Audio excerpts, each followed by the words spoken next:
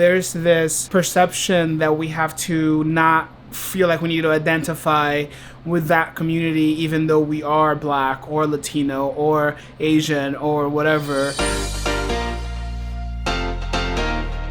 It was embarrassing to me to be associated as Latino because the media portrayed us as gangsters, as uneducated, as extremely poor, and all of these other stuff. Sure, our communities aren't as well off as the white community, but look at how far we've come. I've been able to get a college degree. I've been able to have an amazing career so far.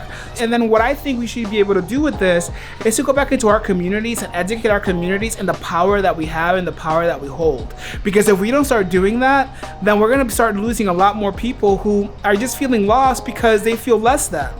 And we need to be able to empower ourselves. We need to be able to empower from communities who don't have as much as we have. We really need to hold each other accountable. We need to really love who we are and own who we are unapologetically.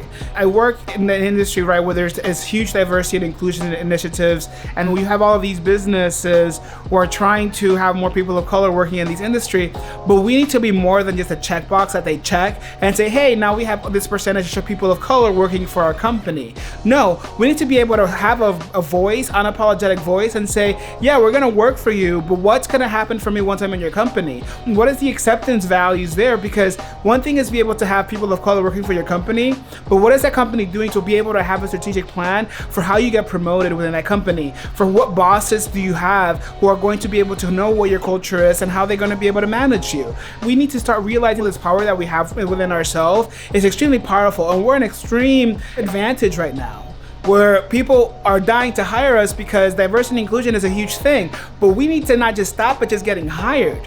What's gonna happen once we get into these places? We need to be able to demand, I can work for you, okay, but what are the advantages of me working for your company? What are you gonna do to represent people like me within your organization? But once we go in there, we have to be able to speak up, we have to work twice as hard, and we have to be able to show people that we are capable or even more capable than most people. I really wanted to share that I think there's so much value to own who you are in your skin color, because there's so much strength and powerful and advantage right now to what you own and what you have. So don't try to hide your culture, don't try to hide who you are, own it.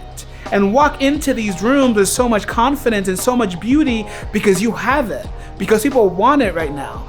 Why would you want to disassociate yourself from who you really are? No matter what skin color you are, because even if you're a white person, you shouldn't disassociate yourself from your culture either. Own it, you have privilege. But with your privilege, what are you gonna do with your privilege? Are you gonna stand up for your coworker when that coworker is being bullied by somebody else? Are you gonna stand up for people of color when you're seeing them getting harassed on the streets? So use your privilege. It's okay to be white, but at the same time, own your privilege because you have it. Yes, it's a bad thing for many reasons, but make it a good thing because you can.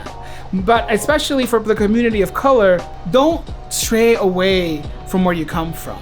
For a very long time, I wasn't being myself, and I was the most unhappiest of my life when I was trying to be somebody else, when I was trying to not be seen as who I really was, to not be able to own my culture and own my creed. It took so much from me every day to amp my life up more than it really was. And for me, a huge disadvantage, not just for yourself, but for your community as a whole. So stand true to who you are, be who you are, and lift yourself while also lifting the other people from your community because they need you right now more than ever. Don't forget to follow me and share my videos on Instagram, YouTube, and Facebook. Much love.